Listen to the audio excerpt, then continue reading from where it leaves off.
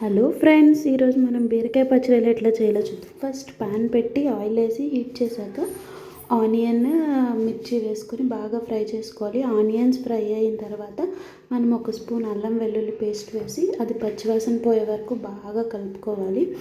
అది పచ్చివాసన పోయిన తర్వాత మనం కరివేపాకు ఉంటుంది కదా, కరివేపాకు యాడ్ చేసుకోవాలి.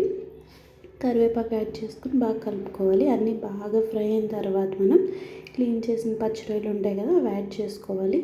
యాడ్ చేసుకొని ఒక 10 మినిట్స్ మగ్గనివ్వాలి. కొంచెం పచ్చిరొయ్యలు మగ్గిన తర్వాత ఒక స్పూన్ పసుపు వేసుకోవాలి. అది నేను ఇక్కడ రికార్డ్ చేయడం మర్చిపోయాను. ఒక స్పూన్ పసుపు వేసుకుని ఒక 2 మినిట్స్ మూత పెట్టుకుంటే మనకి బాగా మగ్గుతాయి పచ్చిరొయ్యలు. మగ్గిన తర్వాత క్లీన్ చేసిన బీరకాయ ముక్కలు యాడ్ చేసుకోవాలి. బీరకాయ ముక్కలు ఇట్లా నేను క్యూబ్స్లా కట్ చేసి మీకు నచ్చిన షేప్లో కట్ చేసుకోవచ్చు.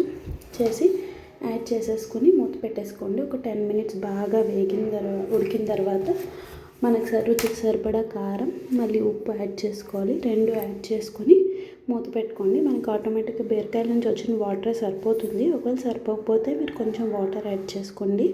యాడ్ చేసుకుని బాగా మూత పెట్టుకుని ఒక 10-15 మినిట్స్ ఉడకనిస్తే పచ్చిరొయ్యలు కూడా ఉడికిపోతాయి. మన లాస్ట్లో కొత్తిమీర వేసేసి కలిపేసి స్టవ్ ఆఫ్ చేసేసుకోండి.